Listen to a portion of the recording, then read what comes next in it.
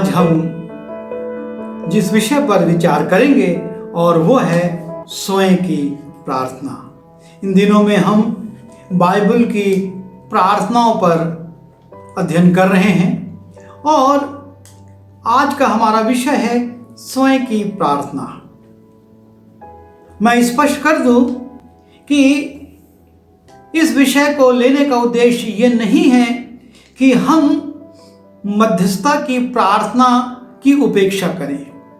मध्यस्थता की प्रार्थना एक अलग विषय है और इस पर भी हम अध्ययन करेंगे और हम ये देखेंगे कि मध्यस्थता की प्रार्थना हमारे जीवन में बहुत आशीषें लाती है।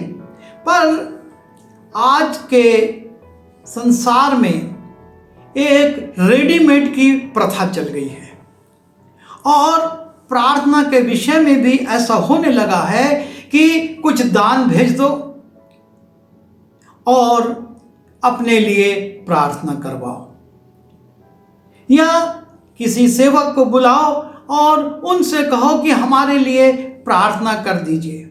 परमेश्वर के सेवक आएंगे, वो प्रार्थना करेंगे और प्रभु उनकी प्रार्थना सुनता है, क्योंकि वो प्रार्थना के विशेषज्ञ हो गए हैं। परमेश्वर के से वो जुड़कर चलते हैं, उपवास में बैठते हैं और लोगों के लिए प्रार्थना करते हैं और परमेश्वर सुनता है। लेकिन क्या हम हमेशा दूसरों के आश्रित रहेंगे? हमको अपने जीवन में इस बात को विचार करना है कि हमारी स्वयं की प्रार्थना भी परमेश्वर सुनता है। और हम जब प्रार्थना करेंगे, यदि खरे मन से करेंगे, दीन होकर करेंगे, प्रार्थना के बहुत से अवयव हैं जिन पर हम आगे विचार करेंगे, उस रीति से करेंगे तो परमेश्वर अवश्य हमारी प्रार्थना को सुनेगा। हम आज केवल 2 उदाहरण देखेंगे जिसमें कि स्वयं की प्रार्थना हुई और परमेश्वर ने उनको प्रत्युत्तर दिया। सबसे पहले हम यशाया की पुस्तक उसके 38वें अध्याय के पहले 3 पदों को देखें। यहाँ हम जानते हैं कि किस प्रकार से राजा हिजकिय्याह की मृत्यु की घोषणा होने के बाद वो परमेश्वर के सामने गिड़गिड़ाता है। उन दिनों में हिजकिय्याह ऐसा रोगी हुआ कि वो मरने पर था और आमोस के पुत्र यशाया नबी ने उसके पास आकर कहा, यहोवा यूं कहता है, अपने घराने के विषय जो आज्ञा देनी हो वो दे, क्योंकि तू ना बचेगा, मर ही जाएगा।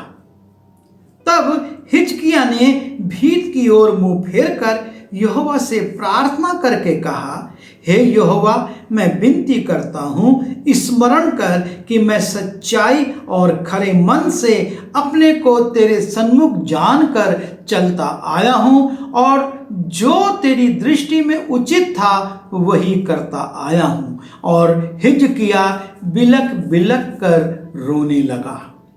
और यहाँ पर हम देखते हैं कि राजा हिजकिय्याह है और परमेश्वर का दास यशाया आता है और उससे कहता है, परमेश्वर ने तेरी मृत्यु का समय निर्धारित कर दिया है और इसलिए तो जो आज्ञाएं देनी हैं, जो बंटवारा करना है वो कर दे, क्योंकि तू मर ही जाएगा। और तब राजा हिजकिय्याह क्या करता है? यदि उस स्थान पर आप और मैं होते तो क्या करते?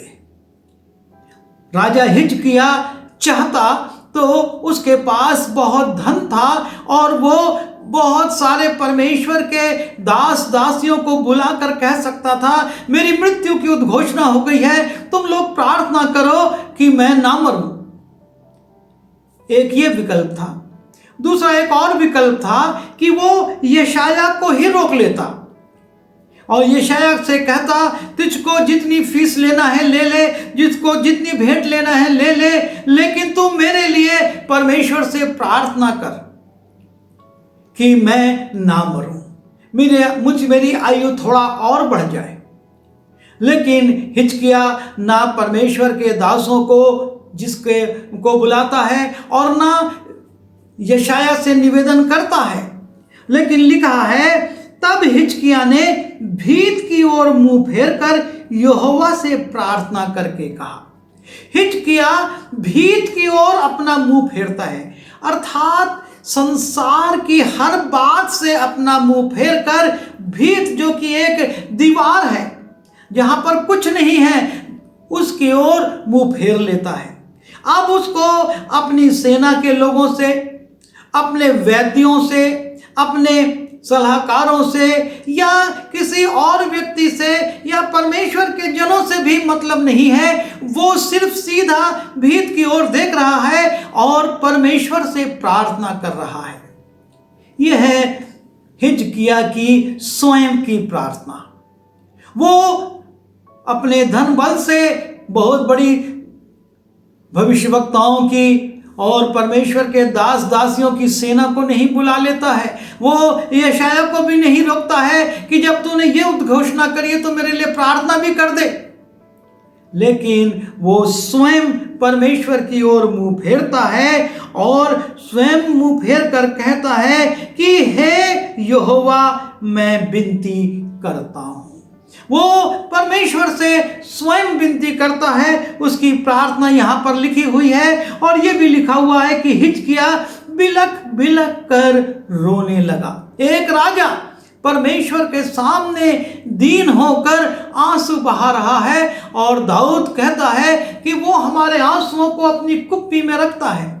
परमेश्वर ने हिजकिय्याह के आंसू देखे, वो बिलख बिलख कर रो रहा है और परमेश्वर ने तुरंत यशायाह को फिर से आज्ञा दी। जब हम 4वां पद पढ़ते हैं, तब यहोवा का ये वचन यशायाह के पास पहुंचा, जाकर हिजकिय्याह से कह कि तेरे मूल पुरुष दाऊद का परमेश्वर यहोवा यों कहता है, मैंने तेरी प्रार्थना सुनी और तेरे आंसू देखे हैं। परमेश्वर कहता है, मैंने हिजकिय्याह तेरी प्रार्थना सुनी और तेरे आंसू देखे हैं। हमारे बहुत से मित्र, हमारे अगुवे हमारे लिए आंसू बहाते हैं, लेकिन यहां पर लिखा है कि परमेश्वर यशायाह से कहता है, जा और हिजकिय्याह से कहे, मैंने तेरी प्रार्थना सुनी। हिजकिय्याह ने जो स्वयं प्रार्थना करी, परमेश्वर ने उसको सुना, और जो हिजकिय्याह ने आंसू बहाए, परमेश्वर ने उसको देखा और उसके अनुसार प्रत्युत्तर दिया और कहा, मैं तेरी आयु 15 वर्ष और बढ़ा दूंगा। मैंने तेरी आंसुओं को देख लिया है, मैंने तेरे प्रार्थना को सुन लिया है, और मैं तेरे आंसुओं और प्रार्थना को सुनकर, आंसुओं को देखकर तेरी आयु 15 वर्ष और बढ़ा देता हूं। यह है हिजकिय्याह की स्वयं की प्रार्थना और परमेश्वर का प्रत्युत्तर। उसके बाद जब हम योना की पुस्तक में जाते हैं, योना नबी आता है, नीनवे में प्रचार करता है। वो कहता है, तब योना यहोवा के वचन के अनुसार नीनवे को गया। नीनवे एक बहुत बड़ा नगर था, वो 3 दिन की यात्रा का था। योना ने नगर में प्रवेश करके 1 दिन की यात्रा पूरी की और ये प्रचार करता गया, अब से 40 दिन के बीतने पर नीनवे उलट दिया जाएगा। एक उद्घोषणा कर दी योना ने कि 40 दिन के बाद ये बड़ा नगर उलट दिया जाएगा, भूंडोल होगा, मरी फैलेगी, क्या होगा हम नहीं जानते, पर यह नगर उलट दिया जाएगा।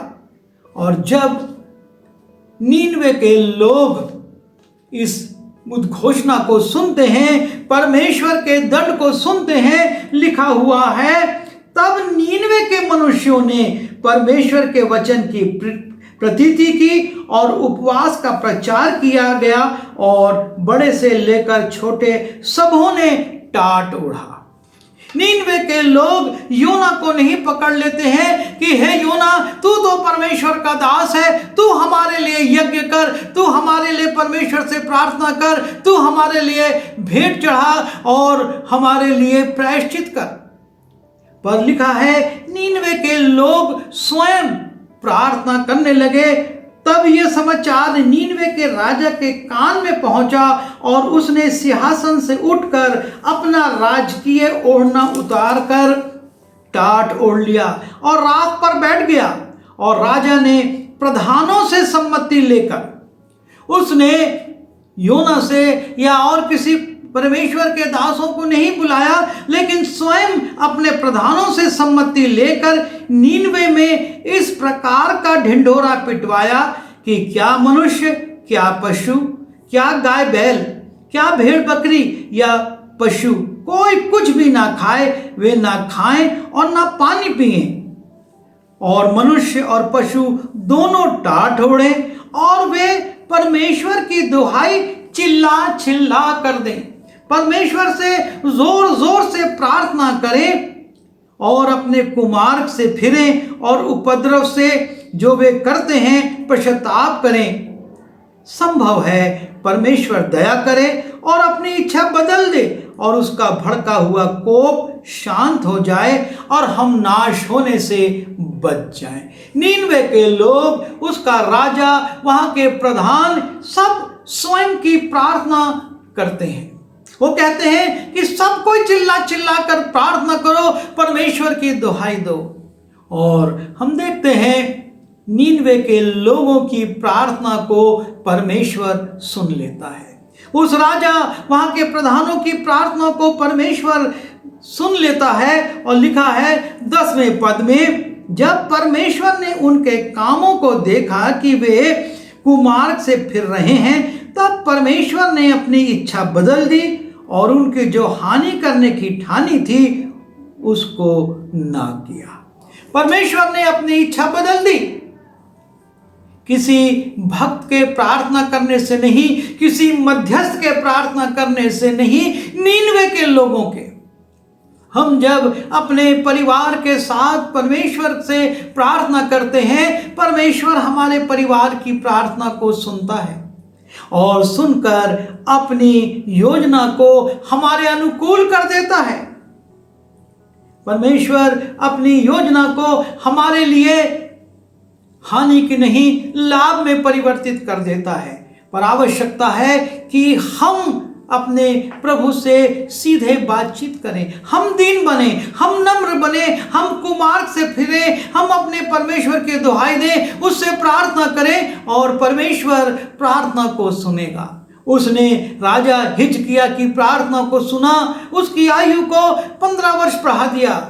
उसने नीनवे के लोगों की, उसके राजा की, उसके प्रधानों की प्रार्थना को सुना और उस नगर को नष्ट होने की योजना से अलग कर दिया, अपने विचार को बदल दिया।